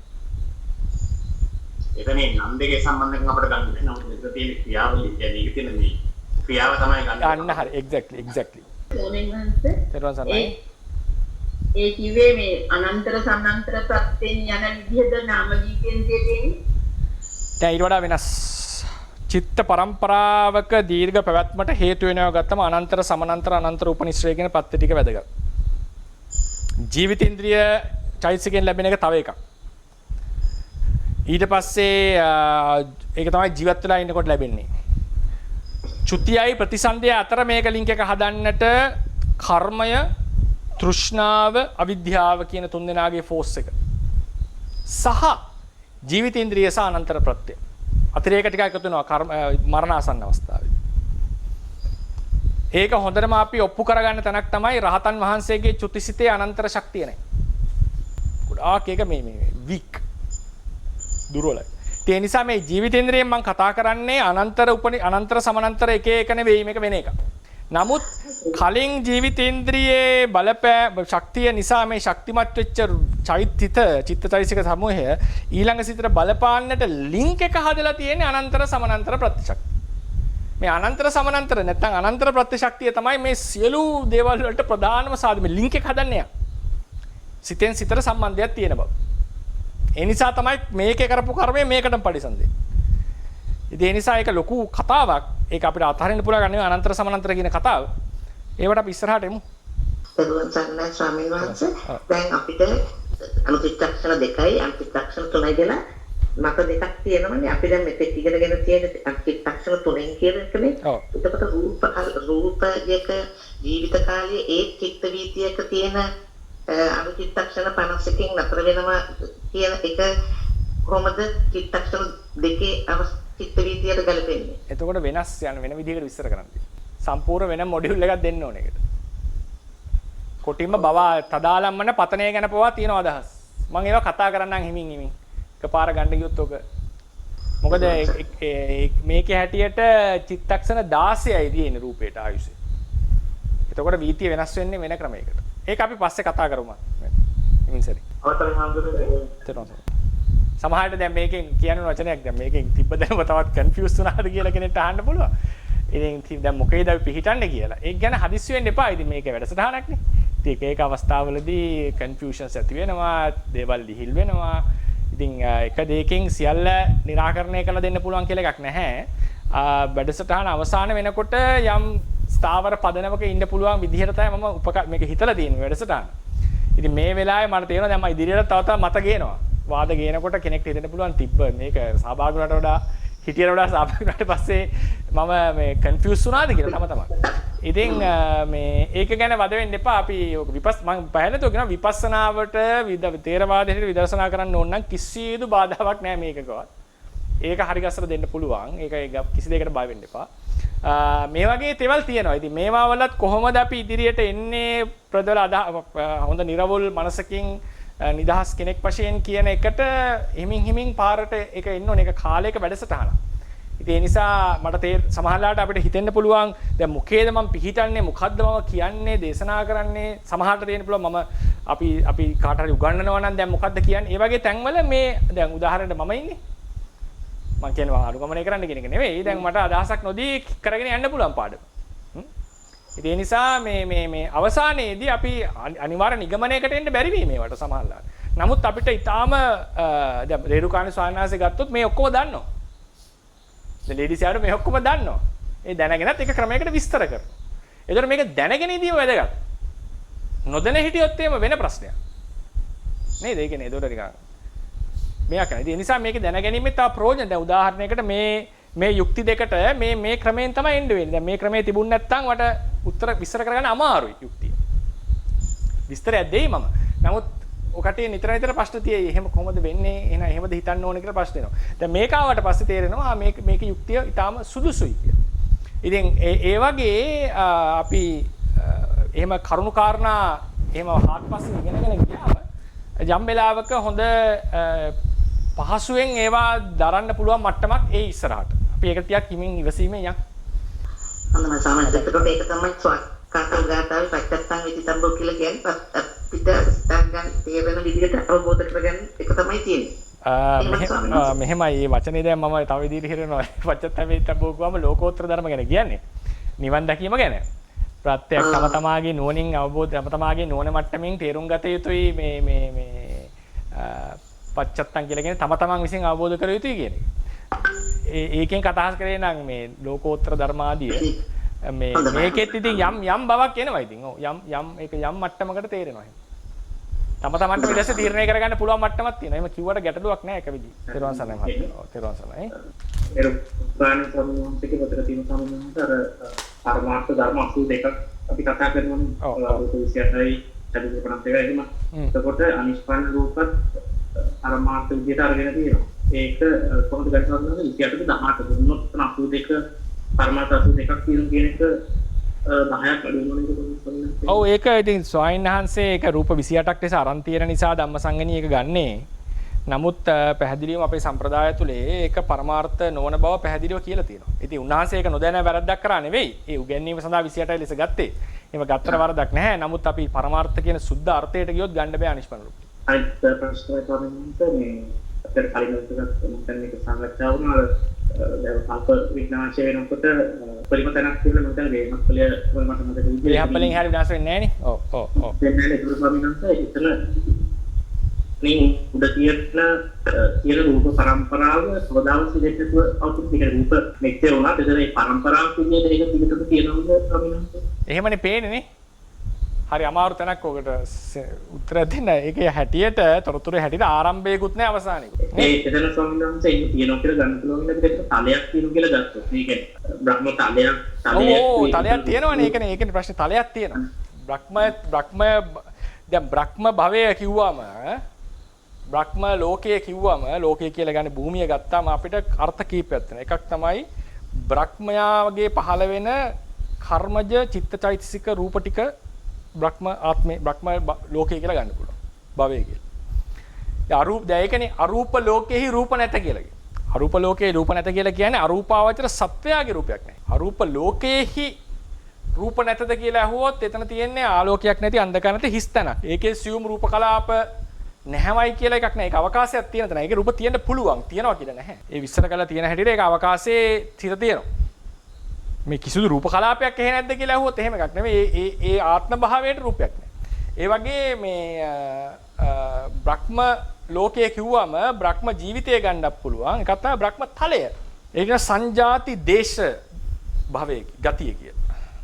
සංජාති දේශ ගතිය කියලා අපි නම් කරන්නේ ඒක පොඩි වෙනස්කමක් එක තමයි අටුවා වෙන්නේ. මම මේක ඇප්ලයි කරගන්නවා මේ වචනේ. සංජාති දේශ ගතිය කියලා කියන්නේ ඒ රූපයෝ පවතින භූමිය. අවකාශය. ඒ නිසා මේ ඒ බ්‍රහ්ම තලයක් තියෙනවා, ඒකේ උයන් තියෙනවා, ඒකේ ඒ ජලය පවා තියෙනවා කියලා කියන්නේ. විමන් තියෙනවා, ඒක වෙනම තලයක්. ඒක සත්වයා පහළ වෙනකොට පහළ වෙනවා කියන එකක් නෙවෙයි. දැන් ප්‍රේතයන්ට නෑ එහෙම තලයක්. ප්‍රේත ගම්මාන ගැන තියෙනවා. දැන් රජගහනුවර වටේ මහා ප්‍රේත ලෝකයක් තිබුණා කියලා කියනවා. නමුත් ප්‍රේත ලෝකය ගැන කියද්දි කියන්නේ මේ ප්‍රේත ආත්මයම තමයි ප්‍රේත භවය කියන්නේ. ප්‍රේත ලෝකය කියන්නේ. තිරිසනාටත් එහෙමයි.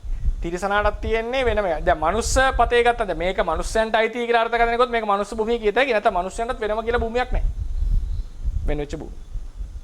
අපි ගත්තොත් මනුස්සයා ප්‍රධානයි කියන්නේ. දැන් අද උදාහරණයක් මේක මනුස්සයන්ට අයිති කිව්වොත් එහෙම සාමාන්‍යයෙන් කියන්නේ නෑ මේක මිනිස්සුන්ට නේ සත්තුන්ට අයිති කියලානේ සාමාන්‍ය සමහරු කියන්නේ. පරිණාමවාදයේ හැටියට. ඒ නිසා දැන් මනුස්සයන්ට අයිති කියලා අපි හිටියොත් මේක මනුස්ස තලය කියලා කියන්න පුළුවන්. එහෙම නැත්නම් මේක තිරිසන් සහ මනුස්ස දෙගොල්ලන්ටම අයිති භූමිය නම් අපිටත් වෙනම භූමියක් නැත. අපෙත් මේක තමයි ආත්මභාවය. නමුත් අපි කියනවා මනුස්ස සංජාති දේශ භූමියක් කියලා කියනවා. ඉතින් ඒ වගේ මේ බ්‍රහ්ම තලයක් කියලා එකක් තියෙනවා පැහැදිලිවම. ඒක උසපවා මෙච්චර උඩකින් තියෙන්නේ කියලා පවා කියලා දෙනවා. ඉතින් එතකොට තමයි ප්‍රශ්නේ එන්නේ මේක විනාශ වෙන්නේ නැත්තම් කල්පාන්තයේදී කිසිදු කල්පාන්තයකදී විනාශ වෙන්නේ නැත්තම්. මේකේ පරම්පරාවේ අවසානයක් නැත. එහෙම ඒ වගේම මේකේ ආරම්භයකුත් පේන්න බෑ මොකද සසර ආරම්භයක් නැති නිසා. එහෙමනම් ඒ තලයේ මේ විදිහට හැමදාම තිබිලා තියෙනවා. හිතන්න හරි අමාරු දෙයක්. නමුත් ඒක සැබවින්ම තියෙන ගැටලුවක්. ගැටලුවක් කියලා කියන්නේ ප්‍රශ්නයක්. ඒක අහන්න පුළුවන් ප්‍රශ්නයක්.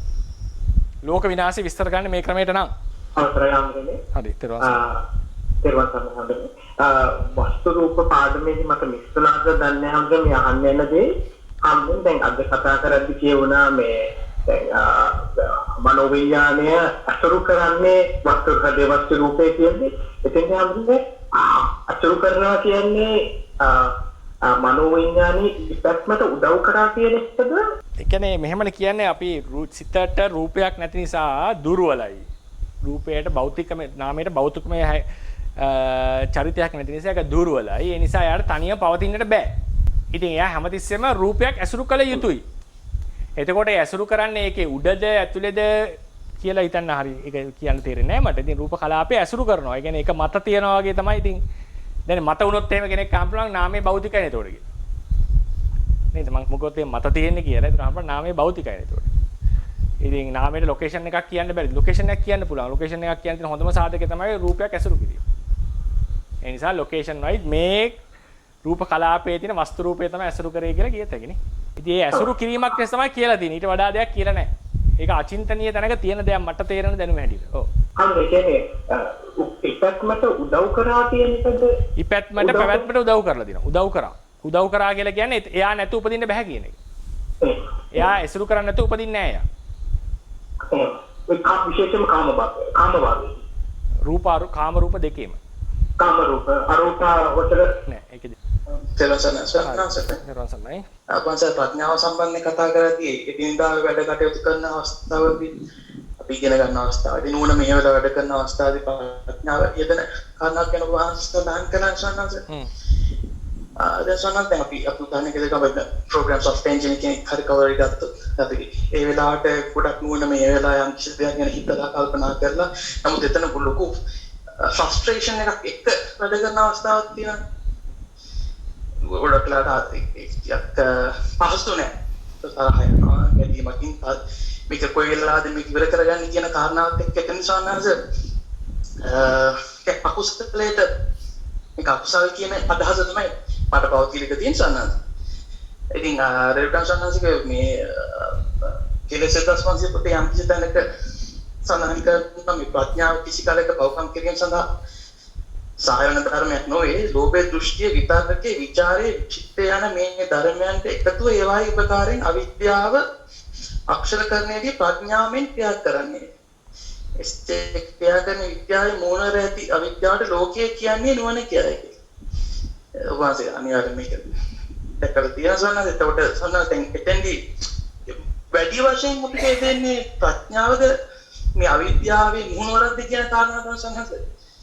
දැන් මම ප්‍රශ්නේ අහපු ක්‍රමයෙන් ප්‍රතිප්‍රශ්නයක් අහනවා මම. ප්‍රශ්නේ අහපු ක්‍රමයක් තිබුණානේ දැන් ෆ්‍රස්ට්‍රේෂන් එකත් එක්ක දැන් ඔය ෆ්‍රස්ට්‍රේෂන් එකත් එක්ක තථාගත ධර්මය ඉගෙන ගන්න බැරිද? ඒ වගේ ෆ්‍රස්ට්‍රේෂන් එකක් දැනෙලා නැහැ ස්වාමීන් වහන්සේ.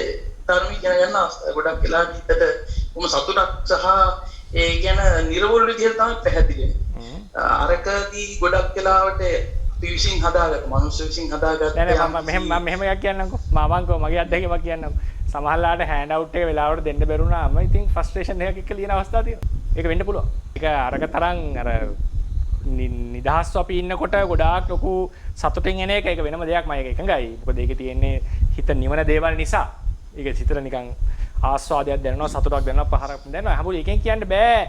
ඒ ධර්මයේ උනත් ගැඹුරෙන් ඉගෙන ගන්න පුළුවන් පොඩි ෆ්‍රස්ට්‍රේෂන් එකක් සහිතව. විය හැකි ඒ සම්භාවිතාව නැහැ කියන්න අයිතියක් නැහැ. මම හිතනවා ඒක දැන් සාමාන්‍යයෙන් ඔය මේ අභිධර්ම විභාග එහෙම ලියපු අයට විභාගයට සූදානම් වෙනකොට ඒක තියෙන්න පුළුවන්. ඒ නිසා නමුත් ඒකේ ගැඹුරු ධර්ම ඉගෙන ගන්න. ඒ නිසා ඊට පස්සේ වල නිදිමතේ බණහන අය නේද? එතකොට ඉතින් නිදිමතේ කියන්නේ තීන මිද්දේනේ. එතකොට ඒකෙදී මිශ්‍රණයක් එනවා. ඉතින් ඒ නිසා ඒක සුදුසු සාධකයක් කියලා මට පේන්නේ නැහැ මේක අකුසල් කියලා තීරණය කරන්න. ඒ බව. ඒ වටා පිටාවේ. නිදිමතේ බණ ඇහුවත් නිදි කිරනකොට අකුසල සිතක් නැත්තම් භවාංග සිත. නුවණින් යම් වෙලාවක හරි වැටෙනවනේ ගැඹුරට. එතකොට කුසල සිත. මේක අර ලොකු එහාට මෙහාට යනවා. ඉතින් ධර්මයේ එහෙම ඉගෙන ගන්නකොට ඥානවන්තයෙක්ට ඒ ඉඩ අඩු වෙන බවක් තියෙනවා. ඒක පිළිගන්න. හොඳට සමාධිමත් ඉතින් හරි සතුටුයි. විශේෂයෙන්ම ඕක ගිහි කෙනෙක් කාලයක් වෙන වැඩ කළා මේක ධර්ම ඉගෙන ගන්නකොට ඒක තමයි රිලැක්ස් වෙන එකම තැන. ඒතර ගොඩාක් සතුටින් ඒක කරන අවස්ථා තියෙනවා. සමහරවිට ඒකේම නිතර යෙදෙන කෙනාට ඒක ෆ්‍රස්ට්‍රේට් වෙන අවස්ථා තියෙනවා. වික්ෂුන් හසලට එහෙම වෙන අවස්ථා වෙනවා සමහරවිට. ඉතින් මේක ඒක බැලන්ස් කරගන්න ඕනේ ඒක ජීවිතේ දක්ෂතාවය. ඉතින් ඒ නිසා ඒක ගන්නට එපා. අපි බලන්නට ඕනේ. දැන් ඒතකොට අපි හිතමු අර වගේ ගැඹුරු දෙයක් ඉගෙන ගන්නවා කියලා. ඒ වෙලාවේදී ඒක තේරෙන්නේ නැහැ ඥානය නෙවෙයි නං. ඒක ගැඹුරු දෙයක්. වෛද්‍ය විද්‍යාව. ඉතින් ඒ නිසා තමයි බුදුරජාණන් වහන්සේ වෛද්‍ය වෘත්තිය කරන එක ප්‍රඥා පාරමිතා පිරීමක්. සුතමේ ඥානය කියන එක, චින්තාමේ ඥානය කියන එක විස්තර කරන්නේ අටුවා විභංගයේ ඔය කියන සියලු මේවා දාලා. ඒ කියන්නේ තුන් වැදෑරුම් කොට දක්වලා තියෙනවා ඥානය. ඒක බලන්න විභංග ප්‍රකරණේ ඥාන විභංගයට එනකොට ඒක එන්නේ අර අකුසල ගැන තියෙන එකට කලින් තික නිද්දේශේ. යෝග විහිතේසු කතත්ත කතමා චින්තාමයා පඤ්ඤා. යෝග විහිතේසු වා කම්මායතනේසු. යෝග විහිතේසු වා සිප්පායතනේසු. යෝග විහිතේසු වා විජ්ජට්ඨානේසු. කම්මස්ස කතං වා සච්චානුරෝමිකං වා රූපං අනිච්ඡන්ති වා වේදනා කියලා එනවා. ඒ කියන්නේ තමන් හොඳ මේ ක්‍රියාශීලීව ප්‍රැක්ටිස් කරමින් කම්මායතන, සිප්පායතන, විජ්ජට්ඨාන. කම්මායතන, සිප්පායතන, විජ්ජට්ඨාන. එතකොට ඒක කියන්නේ කම්මමේව කම්මායතන. කම්මංචතං ආයතනච ආජීවාදීනම්පි කම්මායතන. රැකියා ආදී. අපි කරන රැකියා. සිප්පායතනසු ඒසේවනයෝ. ඒකේ තියෙනවා හීන උක්කට්ට වඩු කර්ම එහෙම එක එක තියෙනවා. ඒ හැම තැනකම තියෙන ඥානය තමයි චින්තාමය ඥාන. වඩුකම් කරනකොට, කුඹල්කම් කරනකොට, ඊට පස්සේ චිත්‍ර අඳිනකොට ඒ වගේ ඒවා දෙනවා. ලියනකොට ක්ලාක්ලා වගේ අද කාලේ හැටි ලේඛක මේ හැම තැනකම නුවණ චින්තාමය. විජ්ජා විජ්ජට්ඨාන. තන් ධම්මිකමේව ගහිත.